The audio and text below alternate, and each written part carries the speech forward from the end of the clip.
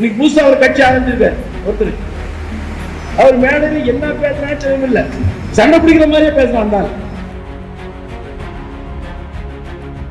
ஸ்டாலின் ஆட்சி காலத்தில் ஒரு கல்லூரி வருது, நம்முடைய ஆட்சி காலத்தில் தான் எவ்வளவு வந்திருக்கு. ஏன் குறிப்பிடுகிறேன் என்று சொன்னால், இந்த தீய சக்தி என்று சொன்னதை கருணாநிதி இன்னைக்கு புதுசா ஒரு கட்சி ஆரம்பிச்சிருக்காரு ஒருத்தர். அவர் மேடையில் என்ன பேசுறான்னு தெரியவில்லை, சண்டை பிடிக்கிற மாதிரியே பேசுறான் தான். ஒரு மக்களை அவங்க கிட்ட தன்னுடைய எண்ணத்தை தெரிவிக்கிறதுக்கு சண்டையை பிடிக்க முடியும். இன்னைக்கு நீங்க கட்சியில சேர்றீங்க, உங்களை அன்பா தானே நான் வரவேற்கணும், பாசமா தானே வரவேற்கணும், உங்களை அன்பா தானே அரவணைக்கணும். உங்ககிட்ட சண்டை பிடிக்கிற மாதிரி பேசல, என்ன இருந்தாலும் இப்படி பேசுறான் அப்படின்னு தான் நினைப்பீங்க. அது மாதிரிதான் ஒரு ஆள் பேசிட்டு இருக்கிறான். அந்த பேசுறதா சொன்னாரு கருணாநிதி தீய சக்தி, தீய கட்சி, நாங்க தூய்மையான கட்சினார். என்ன தூய்மையான கட்சி? நீ எப்படி தூய்மையான கட்சி ஆக முடியும்? நீ எப்ப தூய்மையான கட்சின்னு சொன்னா, நீ ஒன்னும் ஆட்சிக்கு வரல, உன்னுடைய நடவடிக்கை என்னன்னு தெரியாது. நீ ஆட்சிக்கு வந்த பின்னாடி நீ எப்படிப்பட்ட திட்டங்கள் கொண்டு வரன்னு தெரியாது. அந்த திட்டம் கொண்டு வந்த பின்னாடி எவ்வளவு ஒழுக்கமா அந்த திட்டத்தை நிறைவேற்றன்னு சொல்ல முடியாது. ரெண்டாவது, உன்னுடைய கட்சியிலேயே நீ ஆரம்பிக்கும் போது உன்னுடைய ரசிகரோடு ஆரம்பிச்ச, அந்த ரசிகரோடு ஆரம்பிச்சா ஒரு தனித்தன்மை உள்ள கட்சின்னு சொல்லலாம். இன்னைக்கு பல்வேறு கட்சியிலிருந்து உன்னோட வந்திருக்காங்க. அப்படி வந்தவங்க யார் தெரியுமா? சந்தர்ப்பவாதிகள். எங்க இடம் கிடைக்கும், எங்க வாய்ப்பு கிடைக்கும், எங்க வசதியான தலைமை பொறுப்பு கிடைக்கும், அங்க கிடைச்சா எங்க அடுத்த தேர்தல் நாம ஒரு பதவிக்கு வரலாம் அப்படின்னு நினைக்கிறவங்க தான் உன்னோட சேர்ந்திருக்காங்க. உங்க கொள்கை பரப்புச்ச எல்லாம் யாரு? லாட்டரி டிக்கெட் விற்கிறவன், இந்தியா முழுசும் லாட்டரி டிக்கெட் விற்கிறவன்.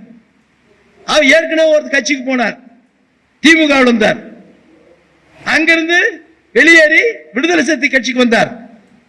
அங்க விடுதலை சிறுத்தை தலைவர் திரு தொல்மாவன் அவர்கள் பெரிய பதவியை கொடுத்தார், அங்க சண்டை விட்டார், அங்கிருந்து வெளியே வந்தார். வெளியே வந்த இன்னும் பல கட்சிகள்லாம் போறதுக்கு பார்த்தார், நம்ம கட்சிக்கே வர்றது கூட பார்த்தார். நம்ம கட்சியில எல்லாம் வந்தவரை உயர்ந்த இடத்துக்கெல்லாம் வந்துட முடியாது. ஏன்னா அது உழைக்கிறவனுக்கு கட்சி, உழைக்கிற கட்சினாலதான் இன்னைக்கு ஒண்ணுமே இல்லாத கிராமப்புறத்தில் இருந்த ஒரு சாதாரண எடப்பாடி பழனிசாமி இந்த கட்சிக்கு போச்சு ஆயிருக்காருன்னா, உழைச்சி உழைச்சி உழைச்சி தலைவருடைய நல்ல பேர் வாங்கி அவருடைய உயர்வாலும் அவருடைய எண்ணத்தாலும் தொண்டனுடைய சந்தோஷத்தாலும் இந்த இடத்துக்கு வந்திருக்கிறோம். இங்க யாரெல்லாம் இருக்குன்னா யாருமே திடீர்னு வந்த ஆளுங்க கிடையாது, உழைச்சி வந்த ஆளுங்க.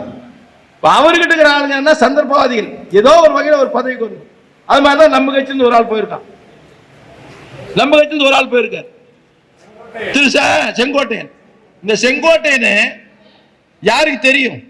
50 ஆண்டு காலம் 53 ஆண்டு காலம் இந்த கட்சியில் இருக்கிற எல்லா பதவியும் சுகத்தி அனுப்பிச்சிருக்கு, எல்லா பதவியும் சுகத்தி அனுப்பிச்சிருக்கிற.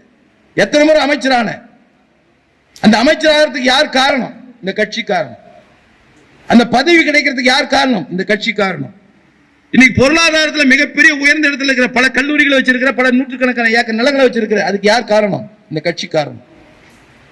இவ்வளவு வசதி வாய்ப்புகளும் இவ்வளவு பதவி சுகங்களும் அனுபவித்த நீ இந்த கட்சியில பல்வேறு வகையான இடையூறுகளை செய்த, இடையூறுகளை செய்தனால பொதுச் செயலர் கூப்பிட்டு அவருக்கு அறிவுரை சொன்னார், கேட்கல.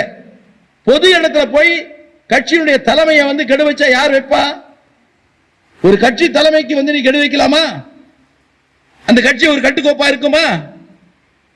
அந்த கட்சி தானா எங்க உடைஞ்சிடல, வேற வழி இல்லை. கட்சியில இருந்த இடத்தோம் 55 ஆண்டு காலம் 50 ஆண்டு காலம் அனுபவிச்சு நீ அங்க போயிட்டு புரட்சி தலைவர் எம்ஜிஆருக்கு அடுத்து புரட்சி தளபதி விஜய் சொல்ற வெக்கமா இல்ல? இப்படிப்பட்ட கலவையான மக்கள் தான் அந்த கட்சியில் இருக்கிறாங்க. அதனால அவருக்கு ஒரு கருத்தை சொல்றேன், அது தூய்மை கட்சி இல்ல, கலப்பட கட்சி. எப்படி கலப்பட கட்சினா, செங்கோட்டம் போயிருக்கிறார், இன்னொரு கட்சியிலிருந்து போயிருக்கிறார். இந்த கட்சியில கொள்கை எதுன்னு கொள்கை இல்லாம உங்ககிட்ட வந்திருக்கார். ஆதவர்ஜினா பல கட்சியிலிருந்து வந்தவர், அங்க போயிருக்கார். இன்னொரு பிஜேபி இருந்து வந்தாரு, நம்ம கிட்ட வந்தாரு, அப்புறம் இங்க வந்திருக்காரு, அவர் உங்ககிட்ட வந்திருக்காரு. இப்படி எங்க வாய்ப்பு கிடைக்குது என்று சுத்துகின்ற ஒரு கூட்டம் உன்னிடத்தில் வந்திருக்கிறது. நீ ஜாகிரதையா இருக்கணும். நாளைக்கு உன்னையும் காலி பண்ணி வேற ஏதாவது போயிடுவாங்க, அப்படியாப்பட்ட ஆள் தான் இருக்காங்க.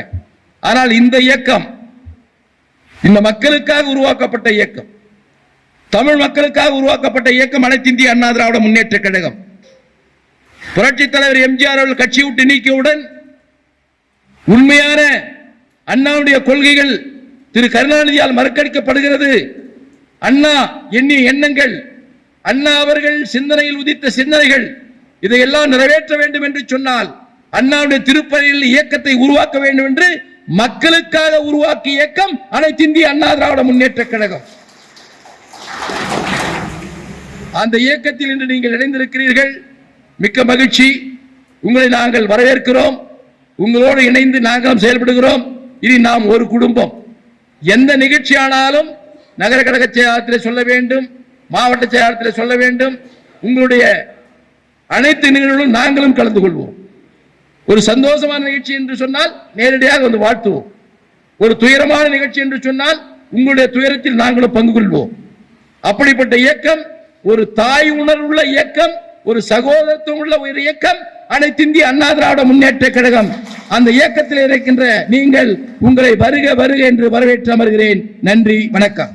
செய்திகளை உடனுக்குடன் தெரிந்து கொள்ள கீழ்கண்ட கேபிள் மற்றும் டிடிஎச் நெட்வொர்க்குகளில் எம்நாடு செய்தி தொலைக்காட்சியை காணுங்கள். பாதகம் செய்பவரை கண்டால் நாம் பயம் கொள்ளலாகாது பாப்பா. மோதி மிதித்து விடு பாப்பா, அவர் முகத்தில் உமிழ்ந்து விடு பாப்பா. அண்மை செய்திகளை உடனுக்குடன் தெரிந்து கொள்ள இணைந்திருங்கள் எம்நாடு தொலைக்காட்சியுடன்.